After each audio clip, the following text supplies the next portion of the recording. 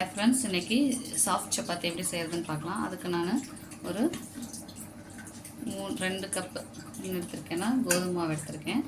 கோதுமை மாவு எடுத்துகிட்டு இந்த கோதுமை மாவுக்கு தேவையான உப்பு போட்டுக்கலாம். கோதுமை மாவுக்கு தேவையான உப்பை சேர்த்திட்டு நம்ம இப்போ என்ன பண்ண போகிறோன்னா, நல்லா வார்ம் வாட்டர், அதாவது வெதுவெதுப்பான தண்ணி எடுத்துக்கலாம். வெதுவெதுப்பான தண்ணி எடுத்து மாவு பச்சைக்கலாம். நார்மலாக பச்சை தண்ணியில் இப்போ செய்வோம். நம்ம கொஞ்சம் சாஃப்டாக கிடைக்கணும்னா என்ன பண்ணிக்கலாம்னா, வெதுவெதுப்பான தண்ணி எடுத்து கொஞ்சம் கொஞ்சமாக சேர்த்து மாவை பிசைஞ்சுக்கலாம்.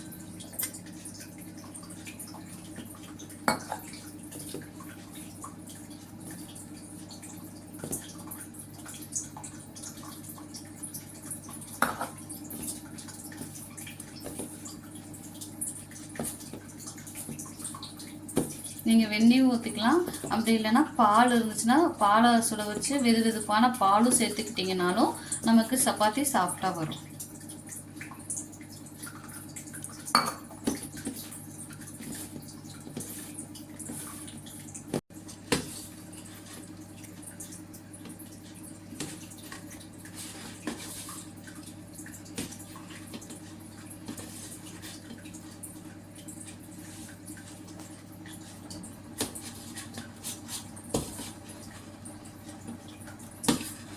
பார்த்திங்கன்னா நல்லா கையில் ஒட்டாமல் நல்லா சாஃப்டாக கிடச்சிச்சா சப்பாத்தி மாவு. ஸோ இதை அப்படியே செஞ்சு ஒரு 5 மினிட்ஸ்லேருந்து 10 மினிட்ஸ் வரையும் நம்ம அப்படியே வச்சுக்கலாம் மூடி போட்டு. 10 மினிட்ஸ் கழித்து எடுத்து பார்த்துட்டு நல்லா சாஃப்டாக இருக்குது. இப்போ என்னதுன்னா உருண்டை பிடிச்சிக்கலாம். நமக்கு எவ்வளோ பெரிய சைஸு சப்பாத்தி வேணுமோ அந்த சைஸுக்கு நம்ம உருண்டை பிடிச்சி எடுத்து வச்சுக்கலாம்.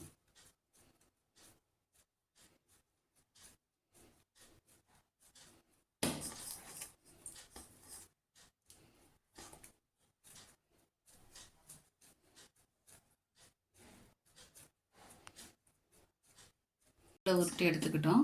ஸோ இந்த மாதிரி உருண்டை எடுத்தாச்சு. இப்போ அடுப்பை பற்ற வச்சு சைடில் வந்து தோசைக்கல் காயட்டும். தோசைக்கல் வந்து சூடாகணும். தோசைக்கல் காயட்டும். அதுக்குள்ளே நம்ம தேய்ச்சி எடுத்துக்கலாம். ஸோ ஒரு உருண்டை எடுத்து வச்சு கொஞ்சோண்டு வர கோதுமை மாவு எடுத்து, ஏன்னா இல்லைன்னா ஒட்டிக்கும். ஸோ இந்த மாதிரி தேய்க்கிறதுக்கு ஈஸியாக இருக்கும்.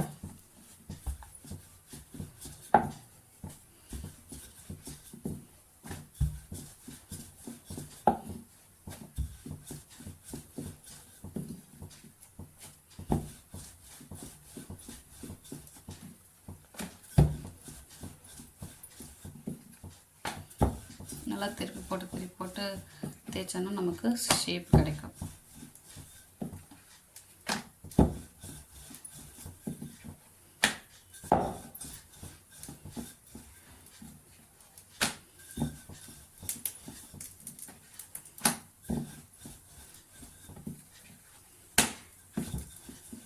இந்த தடிமனுக்கு நம்ம தேய்ச்சி எடுத்துக்கலாம்.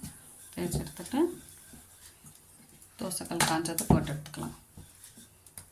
தோசைக்கல் காஞ்சிடுச்சு. தண்ணி இல்லாமல் தோசைக்கல் காஞ்சதை போட்டு எடுத்துக்கலாம்.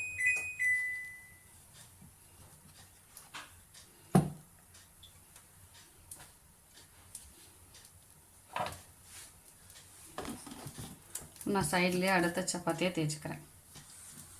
அது அங்கே வெந்துட்டுருக்கட்டும். நம்ம அதுக்கு அடுத்த சப்பாத்தியாக தேய்ச்சி வச்சுக்கலாம். கத்தரி போட்டுக்கலாம். இப்போ நீங்கள் இதுலேயே நமக்கு லேயர் சப்பாத்தியாக வேணும்னு நினச்சோன்னா என்ன பண்ணிக்கலாம்னா, நல்லா தேய்ச்சிட்டு ரவுண்ட் ஆனதுக்கப்புறம் இப்படி ஃபோல்டு பண்ணிக்கலாம். இப்படி 4 ஃபோல்டு பண்ணிவிட்டு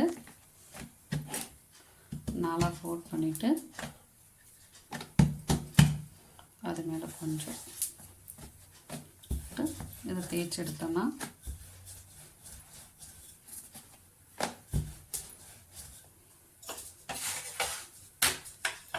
அப்படியே சைடில் இதை பார்த்துக்கலாம். தேய்ச்சி எடுத்தோம்னா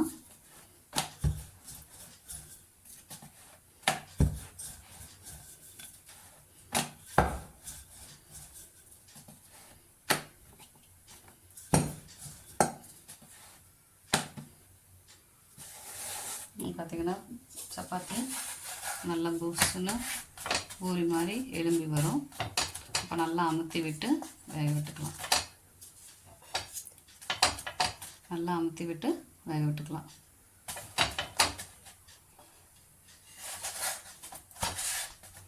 ரெண்டு பக்கமும் திருப்பி போட்டு வேக விட்டு எடுத்துக்கலாம்.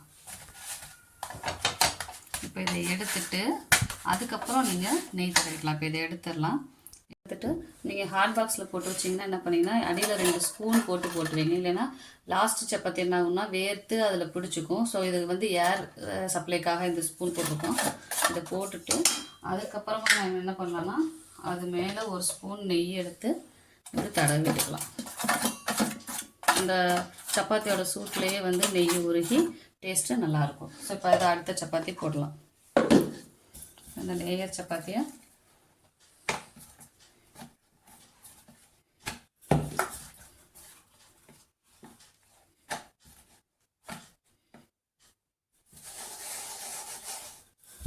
ஸோ இந்த மாதிரி ஒட்டுறப்ப நம்ம என்ன பண்ணிக்கலாம்னா கொஞ்சம் வரமாவு சேர்த்து தேய்ச்சி எடுத்துக்கலாம்.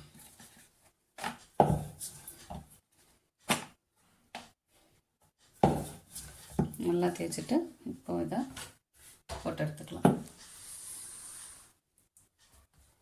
அதே மாதிரி சப்பாத்தி போடுறப்போ தீ வந்து ரொம்ப சிம்மில் வச்சிங்கன்னா சப்பாத்தி வந்து நல்லா உடையிற மாதிரி ஆயிரும். அதனால் ஃபுல் ஃப்ளேமில் வச்சு நம்ம என்ன பண்ணிக்கலாம்னா ஃபுல் ஃப்ளேமு இல்லைன்னா அதை விட கொஞ்சம் கம்மியாக வச்சு நம்ம என்ன பண்ணிக்கலாம்னா போட்டு எடுத்துட்டோம்னா சப்பாத்தி உடனே வந்து சாஃப்டாக கிடைக்கும்.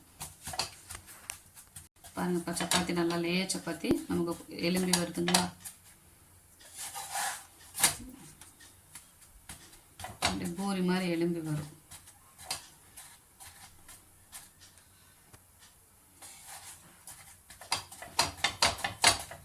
இப்படி நல்லா வந்து இப்படி நான் தோசைக்கரண்டியை வச்சு அமுத்தி வரேன். நீங்கள் ஏதாவது துணி வச்சு கூட அமுத்தி விட்டுக்கலாம்.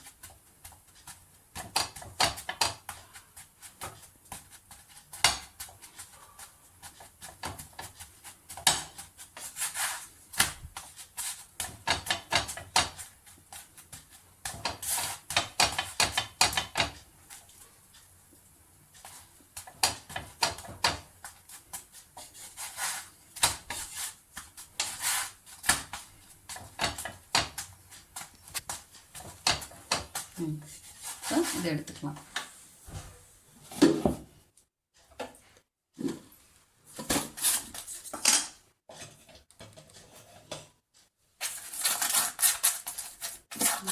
Chapati soft chapati ready.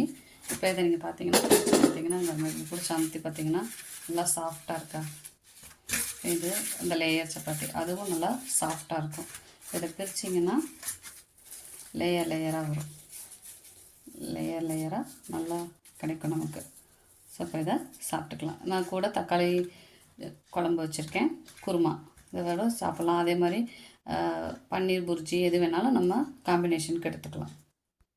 உங்களுக்கு இந்த வீடியோ பிடிச்சிருந்தா மறக்காமல் சப்ஸ்கிரைப் பண்ணுங்கள், லைக் பண்ணுங்கள், ஷேர் பண்ணுங்கள். தேங்க்யூ.